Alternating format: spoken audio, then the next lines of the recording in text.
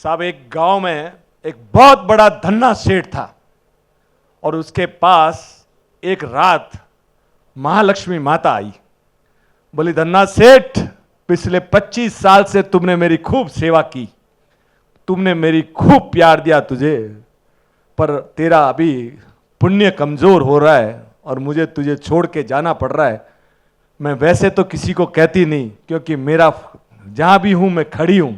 आपने देखा होगा फोटो, लक्ष्मी जी का फोटो एनी टाइम खड़ा मिलता है, वो संचिला है और सरस्वती जी बैठी हुई है। लक्ष्मी जी आती है और चली जाती है और सरस्वती आती नहीं है और आने के बाद कभी जाती नहीं है।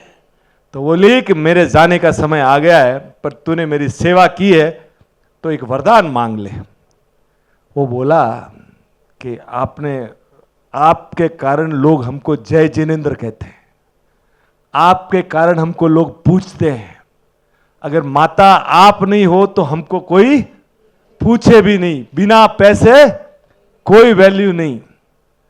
तो बोला जो भी है, पर मेरे जाने का समय तो आ गया। तो बोले एक काम करो, मुझे जाते जाते एक वरदान दे दे। बोले तूने मांग लिया तो मैं तुझे बोलता हूं, एक वरदान मैं तुझे। बोले मां आज नहीं मांगूंगा, मेरी 4 बहुएं हैं, कल सुबह उन 4 बहुओं से पूछकर आपसे। बोला तथास्तु। अब सेठ सुबह उठे, अब 25 साल की पूरी मिल्कियत जा रही है, मुंह उतरा हुआ है। चारों बहुएं आई कि पिताजी आपकी ये हालत कैसी, इतना मुंह क्यों उतरा हुआ है। तब उन्होंने कहा, पहली बहू को बोला कि देख, ये जो खुशियां है, ये जो जाहो जलाली है, ये जो पुण्य ही है, ये सब जाने वाली है। बोले क्या? माँ लक्ष्मी जी आई है और माँ लक्ष्मी जी ने बोला कि मेरा ये आखिरी दिन है, तो जो मांगना है एक वरदान अपने। तो बड़ी बहू बोली, एक काम कीजिए, इतना सोना मांग लीजिए कि अपने को कभी जरूरत ही नहीं पड़े। अच्छा कोई बात नहीं। दूसरी आई, वो किसान की बेटी थी, वो बोली अभी सोने का तो कोई भरोसा है नहीं, अपने अन्न के गोदाम बहुत है, तो आप एक काम कीजिए, जितने गोदाम है वो अन्न से।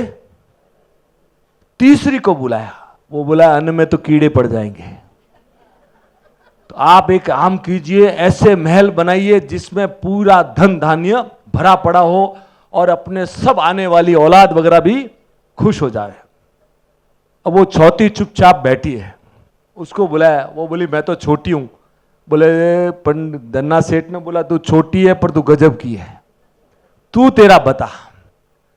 बोले बाबूजी मैं तो एक ही चीज मांगती हूं, माता जी को बोलना कि आपको जाने का तो हम कह नहीं सकते और जा रहे हैं तो आप अपनी मर्जी से जा रहे हो, पर एक वरदान देके जाना कि कितनी भी गरीबी आ जावे, कितनी भी निर्धनता आ जावे, हमारे चारों बहुओं में प्रेम कम न हो,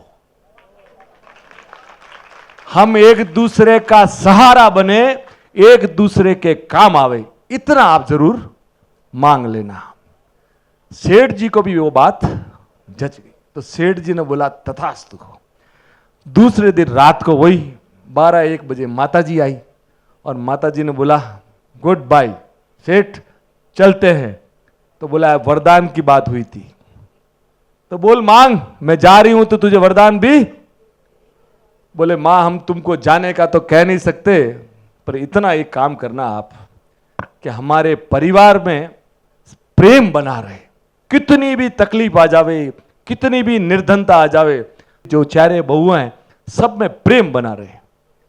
वो जैसे ही सुना ना, वो महालक्ष्मी माता सकते में आ गई। बोले ये तूने क्या मांग लिया? बोले क्यों? कि जहां प्यार होता है, प्रेम होता है, आदर होता है, वहां नारायण का निवास होता है, और जहां नारायण का निवास होता है वहां मां लक्ष्मी को रहना पड़ता है। बोले मां ये कैसा? बोले आप कहां कहां रहती है? बोले जहां गुरुओं की सेवा होती है, जहां एक दूसरे का आदर सत्कार होता है, और जहां वाणी की सभ्यता रहती है, वो घर में कभी छोड़ के नहीं जाती हो। तो ता जिंदगी तो साहब पैसा कम हो ज्यादा हो, परिवार में प्यार बनाए रखना। Thank you sir, thank you. Ankur नमक, असली नमक। नमक कम ही खाएं पर अच्छा खाएं।